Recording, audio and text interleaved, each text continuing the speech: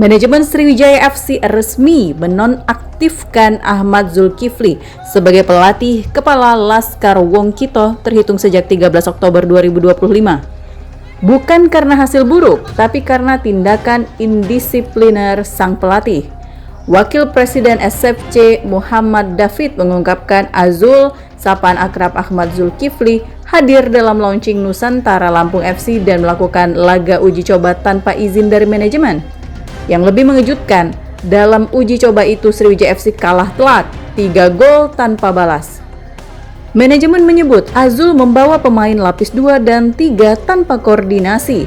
Padahal tim baru saja pulang dari laga tandang di Pekanbaru. Aksi itu dianggap fatal dan tidak bisa ditolerir.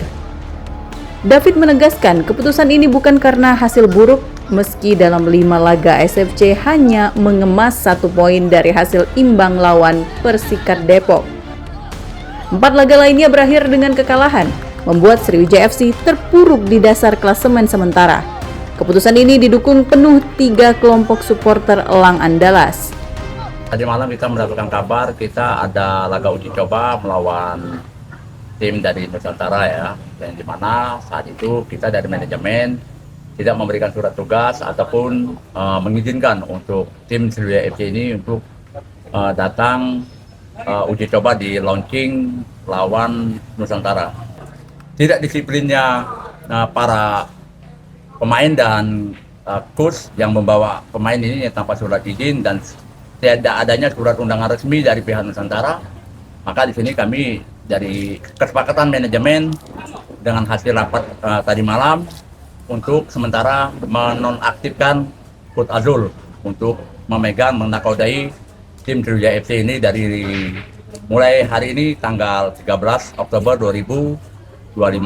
Kami mendukung penuh apa yang diambil langkah oleh manajemen mengganti Coach Azul dari pelatih Sriwijaya FC. Pertandingan itu tidak ada poin penuh, itu harus secepatnya diganti itu pelatihnya.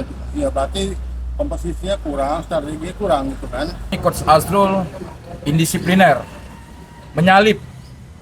Dalam kondisi kita baru pulang capek dari Pekanbaru, kok tiba-tiba langsung uji coba dengan tim Liga 3. Kan malu.